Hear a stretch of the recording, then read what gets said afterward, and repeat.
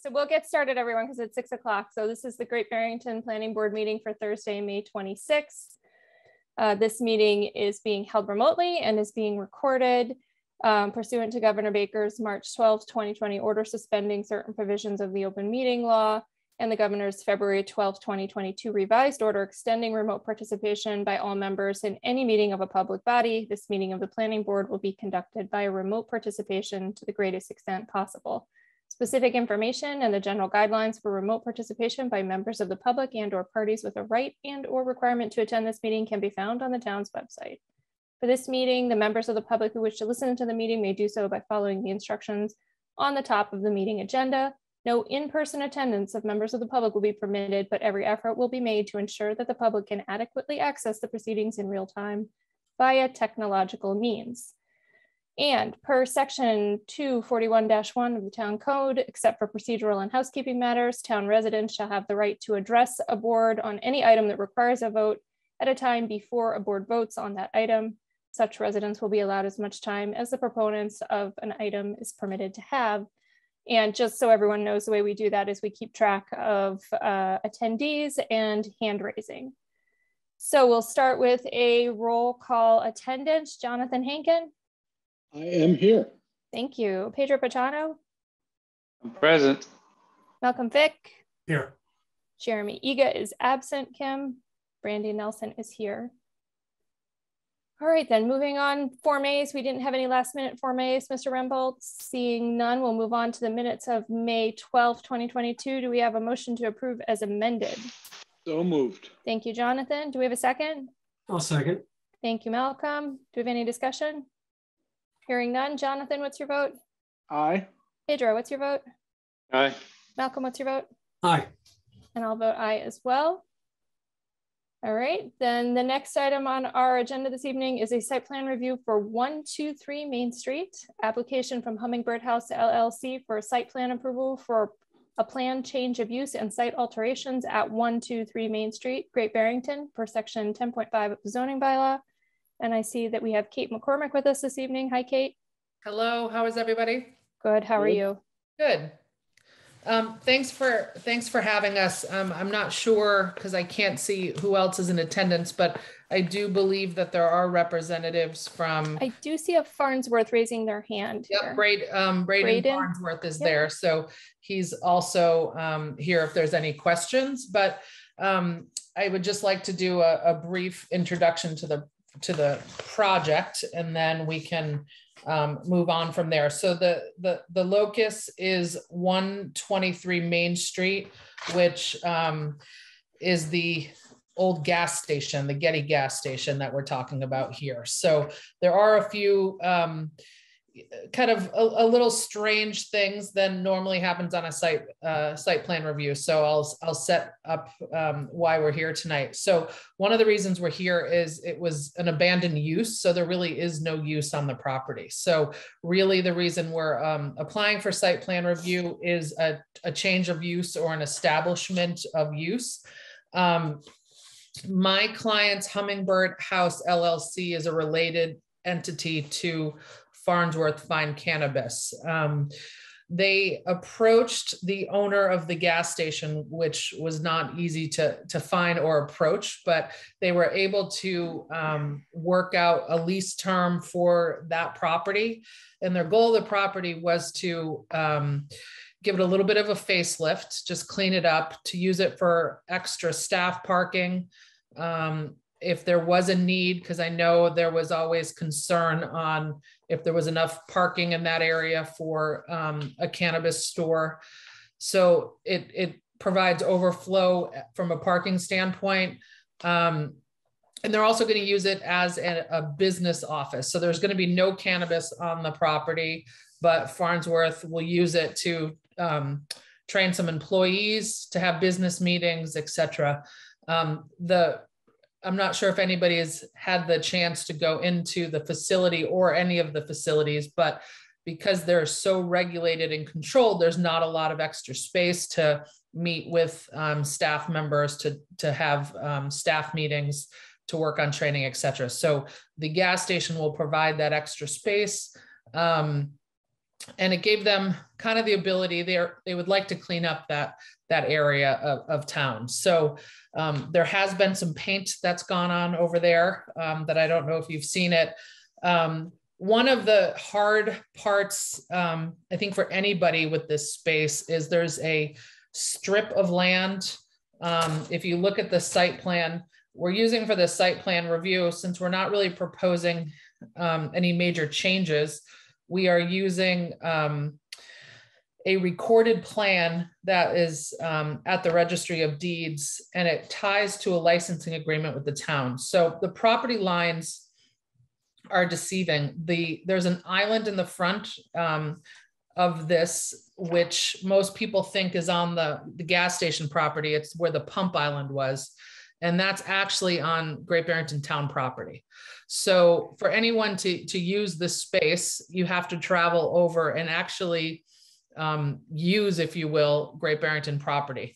So we met with the select board and we came into a licensing agreement with the select board that's attached in your package as well. And really, it was just a brief understanding of the fact that Hummingbird House LLC could license and use that. They wanted to fix the blacktop. They wanted to clean up that island. And they've started to do that at this point. What they would like to do is we have some mock-ups of what the building, what they want it to look like. They're going to call it the garage just so that it's pretty clear that it's not another cannabis store. Okay. So they really wanted, for licensing purposes and just to be clear, their goal is to kind of clean it up and to keep it a retro gas station within the period of the building. Okay. Period of the Getty gas station. So the proposed hours are very consistent with the hours at the cannabis store, 8 a.m. till 8 p.m. And because it's mostly going to be used as overflow from the cannabis store for parking, etc. If they had any sort of staff meetings outside of hours, whether it's before it opens or after it closed, there might be limited use of that building at that time. Their goal is to revamp kind of what's there. So they want to use the retro signage. I provided some of the signage is up. They have a sign permit. Part of the licensing agreement is that they could use retrofit and clean up those signposts that are in the island that's being licensed by the town, as well as the historic Getty sign. We're showing you in the package that they're going to install solar lighting for the repurposed for the signage. And also in the island, there's light posts that they're leaving and they don't function. So they've actually retrofitted those or are proposing to retrofit those with the solar lighting so that it does provide a little bit of lighting in that area. One of the main reasons for keeping that is, one, it's part of the town right of way. We also think it creates a natural buffer so that nobody drives off of Main Street into the parking lot of that area, because there's nothing really defined, no curbing at that location. The proposal does meet the master plan, because what they're trying to really do here, and the whole purpose of this project, is to improve the aesthetics of the neighborhood, to reuse abandoned and dilapidated buildings in a site, and to revitalize some infrastructure at that point. They're reusing the retro signage that's there, and they're repurposing the signage with the solar lighting. This is a lease. They don't own the property. So the current owner has to approve any major changes that they would have to do to the property. And that wasn't something that was in the kind of desire of the current landowner. So everything that we're proposing tonight, the landowner is fine with, basically repainting, cleaning up, repaving, and reusing the signage that's there. It's in a B2 zone. Again, the reason we're in front of you is because of a creation of use, I guess, change of use or a creation of use. And Kate, what use are you calling it? Are you calling it? It's a business office. Yeah, a office. business Okay. office. Yeah, and a B2. Great, thank you. All right, appreciate that overview and the clarification on the property ownership. I think that's important to understand. I do see that someone has a hand raised, and we'll come back to you in just a few minutes, but I want to ask any of the board members if you have questions about the application here. So Jonathan, do you have any questions for Kate? Yeah, I do, which is there is no site plan. And I don't know how you do site plan review without a site plan. Well, there's no, so the site plan is that we've included is the current, you know, the current survey of the plan. And since no proposed changes to that site plan is being created, we've included that as the site plan. Well, that doesn't, everything's existing conditions. that doesn't cut it because it's not showing parking, it's not showing lighting, it's showing a fence that's no longer there. It's that survey is from the late 80s. So it's like 30 years out of date. So I don't know how we do site plan review without a site plan. Well, the only thing that's for parking, no parking has changed there. It doesn't show striped spots on that. We can go back and add that, but the fence is the rear fence is that's shown on there is still in existence, as it does wrap around as well. And the stockade fence is not there. Correct. I'm not sure I see the stockade fence on there, but there is no stockade fence. So I agree to that point, Jonathan. I think the plan in the packet, this is Chris speaking, the plan is dated 2008, I think. It's not 30 years old, is it? I think it's the late 80s. The survey? Well, it's stamped 2008. It says 2008. Is it? Okay, I don't have it in front of me. Okay. Okay. Yeah. Did you read it as 1980 and not 2008 maybe? Yeah, January 15, 2008. Yeah. So it's not current though, because, and again, one of the reasons was it is not, you know, nothing was changing. It's just establishment of use, as well as the fact that we have some of the property here as part of that licensing agreement. So we were just trying to kind of simplify and bring it for more of telling what the use is going to be and to show about the reuse of those historic items that are on the property. Jonathan, I mean, it is a surveyed document. I recognize it's a little bit older and not 100% correct, but it is showing all the relevant extent of impervious and the location of the building and the island and the property line. So I think we could consider waiving some of the other provisions of a site plan, given the fact that it's not changing at all. Brandy, if I were doing it, I could draw that in 2 hours. You know, it's not a huge deal. This makes me think of the conversation that we had when Toon Street moved over onto the parcel where the barn was. This board had like round and round conversation about prescribing parking, and you know, in the end we just said there's plenty of space, let them park where they want to park. It was a very similar sort of review. So I guess I'm approaching it from that standpoint, Jonathan, but let's see if Malcolm has any question. I mean, the only questions I have to do with how clean the property is. I mean, I assume all the underground tanks have been removed and there's nothing, no contaminants anywhere. Is that accurate? Yeah, that's to the best of our knowledge, that is accurate. Again, we're leasing the property. We have no legal control other than the lease. but we have been provided information that that has all happened. So I can't provide you any other documentation, and I do not think we would get this out of the landlord. As far as I know, all the tanks have been removed. Okay. The only activity limitation is that which is noted on the site plan, which is sort of under the existing building.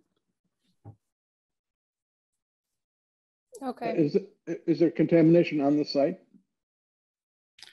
Not to my knowledge, and I'm not sure what the existing AUL activity use limitation is for. Why that is there, or what it prescribes.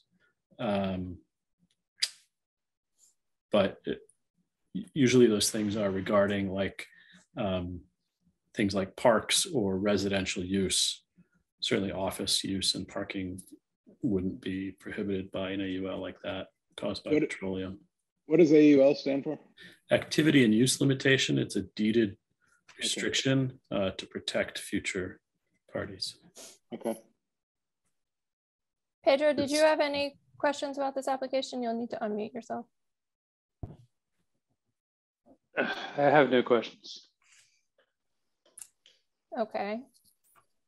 All right. My questions were pertaining to the two things, Kate. One, you keep saying historic. Is some aspect of this building or this sign more than 50 years old and therefore historic, or are you just saying from its previous use? Yeah, so I'm using it more in like a retro term, that nothing's been deemed historic. Okay. So I should say retro signage, not historic. And I think I removed any word historic from the narrative and we changed it to retro. So, you know, the goal was to repurpose, but keep it in the same style as the abandoned use was. Okay. Just to clean it up. And then I am not 100% clear on where the solar lighting is being proposed to go. I think it's the one area I agree with Jonathan, like that could be sketched onto the plan. So that actually is on the plan. The solar lighting is actually in the island that's on the town property. Okay. Where the pumps were. So there are two light poles that exist. I see them. Okay. They overhang like this, and they are they don't work. But to remove those lights from the island would also take a visual barrier away from traffic. So we didn't want to change that. So it's going to be a very low powered solar because there is no electrical, and that's also on town property. The electric lights do not work. So instead of getting into a large project and having to coordinate that with the town, they're fitting them, repurposing them with the solar lighting, which there's specs in the package. I did see those. Thank you. So they're downward facing lights. Downward facing, correct. And it would be it's on, you know, it would be slightly illuminating that curb area, that the island, which acts as a curb area for safety. Okay. Okay. Does anybody have any other questions? Malcolm? Yeah, Kate, I'm looking on the Google Street View, and it shows an empty sign, probably said Getty, with the prices on it at the end of the property. Is that going to remain? Is that going to? Yeah, that remains. And if you actually look at we proposed GE signs, put the signage mock-ups in your package. And so the one that says Farnsworth is actually the Getty sign. That's going to be put into that retro Getty sign. What about the pricing arm on that? Is that going to remain there blank, or is that coming down? Are those square? The pricing sign, I guess. Yeah, it's like a red square. Yeah, I think those, if you look at your the spec sheet from GE sign, the Farnsworth, and then those two square cannabis signs are going to be placed on that as filler. So, okay, so that that top half of the sign page there, those are the signs that are going to go on that pole then. Correct. And then the one that says parking, oh, actually, if you look at the park, this might also answer the solar lighting question that Brandy had. If you look at the parking sign that's there, you can actually see the, that's an actual photograph of what it looked like before my client took possession. And that's the poles that would have the solar. Yes, thank you. Okay. Appreciate that. Would show the parking. So I drove right by it today, but did not like register all of that. So yeah, so those would remain and they would just be fitted with the solar. And what about that little rundown kiosk that's sitting there? Removed. Okay. yeah, that's not there anymore.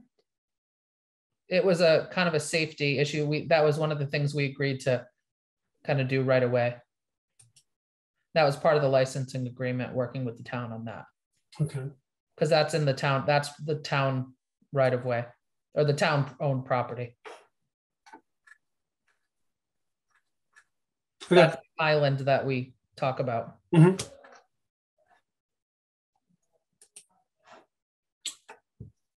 That's what I got. That's all you got? Okay. Anybody else? Okay, Kate, because you're not showing any parking here, Yes. is there an intention to provide any kind of indicator of where parking should be? My concern is circulation. You know, when it's a gas station, there's sort of drivers are used to a gas station, you're pulling parallel to that pumping island. But as a parking area, is there any reason to leave that entire street frontage open for access? Or is there an intention to place planters there to make the access maybe at the south end as opposed to at both the north and south end? We did not have an agreement with the town to change the access there. One of the areas we agreed to keep was that island area because of the because that booth that had such a the pump house had such a presence was taken down. We talked in our narrative about using some planters to provide a little like softer look, but something that's visually present there. But we were not intending to go along the, you know, to continue any sort of curbing there. And I'm just not sure if we could agree to doing any of that without really going back to the town, because well, so I guess my concern is are cars going to try and pull in through that north entrance and park head in towards the garage? Because the plan you provided us says parking area is just that larger area south of the building. Can we agree that parking will only occur in that area and not in front of the garage? Yes, that's what we're doing, but so there would be no problem to agree to that. Okay. Right now it's just, you know, staffing use because I've seen how they're parking there currently. Yeah, so we've been instructing the staff on how to pull in and where to park and where not to. You know, the goal would not be to block the building and park in front of the building. It doesn't really even make sense. So we'd have no problem saying that only the south side of the building is parking. Is that the area designated as a parking area? I do think you have to meet ADA still though and provide an accessible space. An accessible space. Okay, that's fine.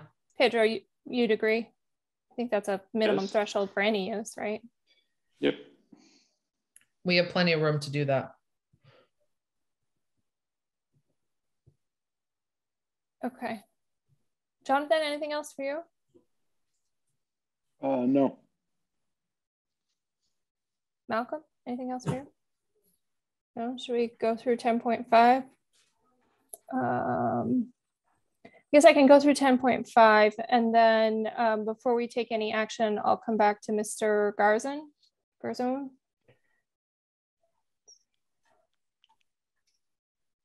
Oh, I had it up. I do have it up. Okay. All right. So under 10.5.5, just looking at the 8 items. The first one is minimize volume of cut and fill, number of trees removed 6 inches caliber or larger, length of removed stone wall, area of wetland vegetation, displace and extent of stormwater flow increase from the site, soil erosion, and threat of air and water pollution. I would say that is not applicable given there's no change. Everybody okay with that? Number 2, maximize accessibility and pedestrian and vehicular safety, both on the site and accessing and exiting the site. I think your comments about the parking and the traffic flow address those. And they need to provide 1 accessible space for every, it's 1 per 25. So I don't think you'll ever get up to 25 on that site. Yeah, no, agreed.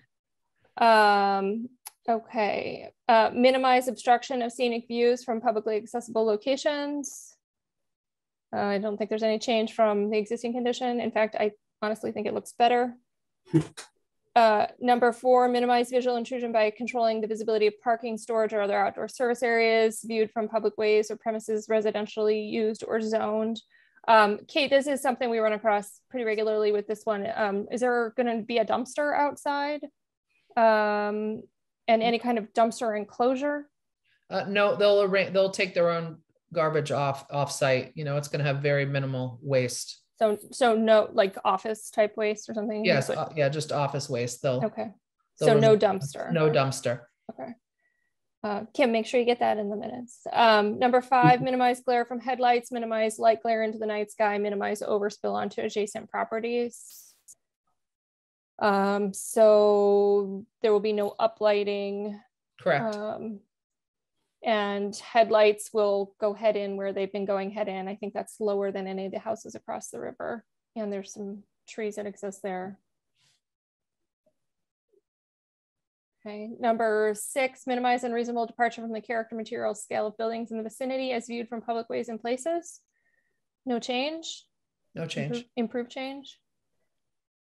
Number 7, minimize contamination of groundwater from on-site wastewater disposal or operations on premises involving use, storage, handling of or containment of hazardous substances. The use does not have any hazardous substances, and as best we know, that site has been remediated from its former gas station use. And it's connected to sewer and water, right, Kate? Yes. Okay. Ensure compliance with provisions of the zoning bylaw, including parking and landscaping. Let's see. So there's no Route 7 landscaping requirement here, right, Chris? That's correct. And as far as parking, the parking would be based on the square footage, right? I think my review showed that they would need 4 spaces total. Okay. And that space is 1,200 square feet is the building, I think. the building is 43 by 28.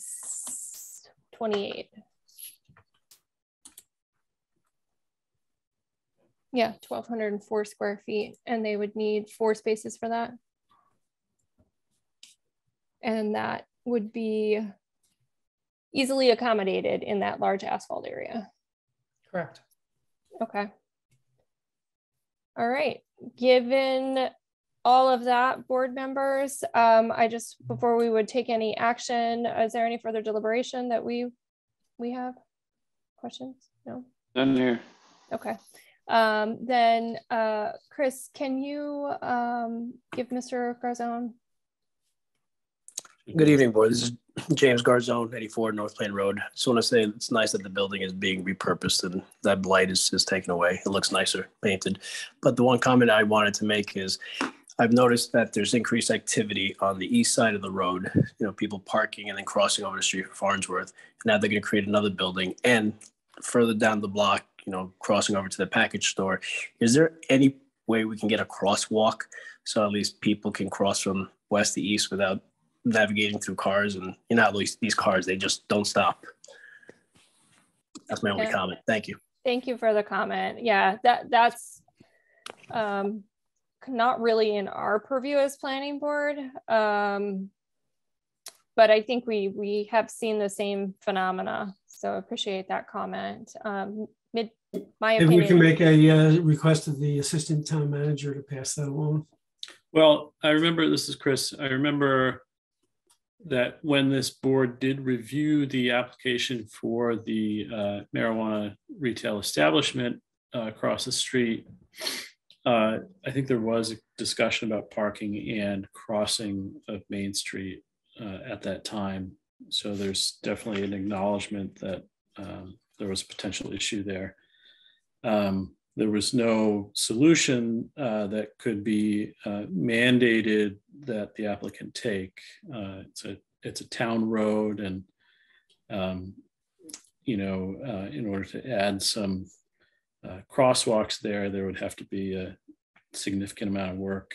I think when the town does improve this section of road, it would certainly look at adding crosswalks at appropriate locations.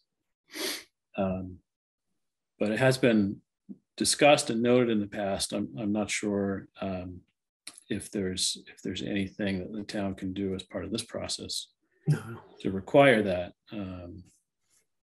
sort of addition.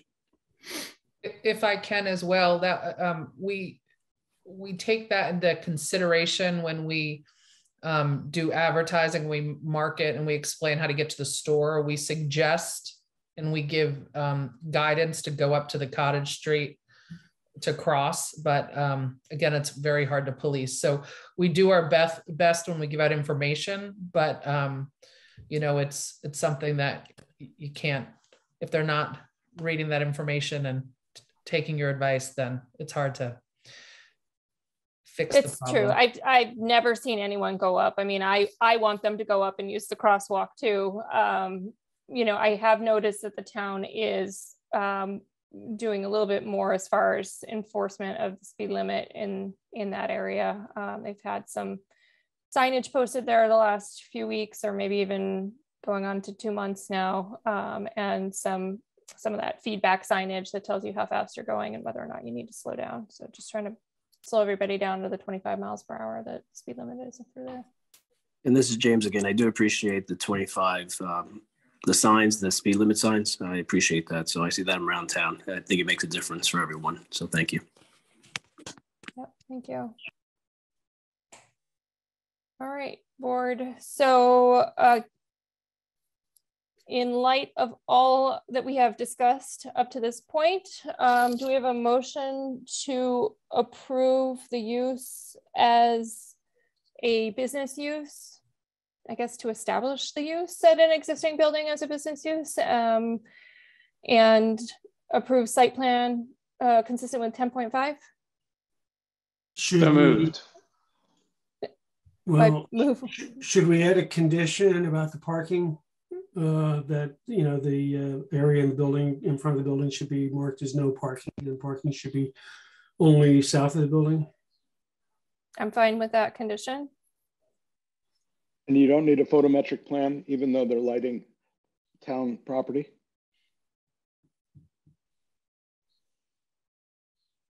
Given the overhead lights that are there, Jonathan, I don't know that it's really going to make a difference. Well, it's going to spill off the property, clearly, because you're right, it is. It already is off the property. Yeah, exactly. I don't know, Jonathan, it's a weird one, right? Because it's existing. I think it's great. I think it's great what they're doing, but I think it's not a complete application. I think it's repurposing an existing dilapidated building and not physically or materially changing any of the existing elements. And I don't know. I don't know that it rises to the same level, but I hear what you're saying. I hear what you're saying for sure. It'd be nice to see a current survey. Well, we don't need a survey. We just need a site plan. Well, a current survey would provide the site plan because it would document the existing condition. All right, so we have a motion to approve with the condition that parking will only occur in the area south of the building. That technically was not the offered condition. The condition. So are you okay with that? you want to say your condition again, Malcolm? I did not listen to Yeah, I mean, it carefully wasn't enough. my motion. I mean, I think Pedro made the motion. So if Pedro's okay with that condition, then I'll second that. Kim, are you able to read back what the condition was that Malcolm suggested? Malcolm suggested no parking, that it be marked no parking in front of the building, and to direct the parking to the south side of the building. To the area that's south of the building, Malcolm? Yeah, that's what I meant. Yeah, and so I think Pedro, if he accepts that. Sure, I accept that. I'll second it. Okay, so we have a motion and a second. Do you have any further discussion? Okay, Jonathan, what's your vote? Nay. Malcolm, what's your vote? Aye. Pedro, what's your vote? Aye. My vote's aye. All right. Thank you, Kate. Thank you guys very much. Good luck, Kate. Yeah. Thank you. Yep. All right, everybody. So in light of our upcoming town meeting and last month's discussion around those resolutions, I have not gone any further with affordable housing. I think we wanted to do some reviewing of that One Berkshire report. Were there any affordable or Pedro, we'll get it on the next one, housing issues that we need to raise at this moment? Jonathan? Not that I can think of. Okay, Malcolm? I have nothing. Pedro?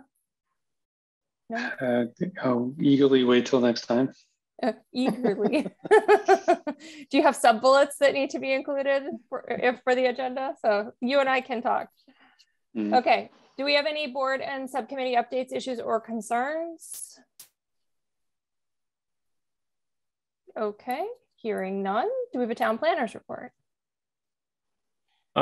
Just to note that your next regular meeting is scheduled for Thursday, June 9th, but that is the possible second night of the annual town meeting. So I suppose you could post a meeting for the 9th and hold it if town meeting doesn't occur that night. But if town meeting does occur, we'll have to bump the planning board meeting to another date. What's your pleasure? Set a different date altogether, or? I'd rather hold it and be optimistic that we won't have 2 nights of town meeting. And if it doesn't, planning board doesn't occur on the 9th, would you just meet on the 23rd of June per usual? I am going to be out of town on the 23rd of June. Uh-oh. Pedro, you're on. Yeah, Pedro. How's the 16th look You for guys everybody? better get ready. I can't do the 16th. Is that your book club? Yep, my Okay. book group is the 16th. Yeah, I'll be away on the 16th. You'll be away as well. Okay. Then yeah, we're probably looking at one meeting in June then. Okay.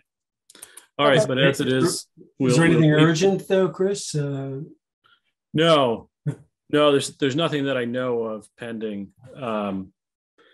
So if we meet, whether it's the 9th or the 23rd, we'll try to bring up some of these housing items again. So everybody, please do your homework, and Brandy and Pedro and I will talk a little bit more about what to put on that agenda. Okay. All right. Thank you, Chris. Appreciate it as always.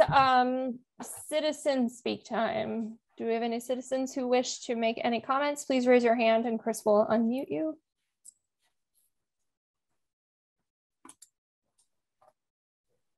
All right, we'll give you guys one more minute. If anybody out there, see there are 7 attendees. So if you want to raise your hand and make any additional comment, please do so.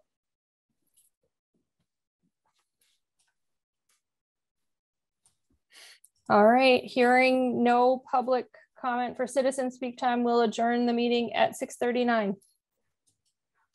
All right. Thank you. See you guys.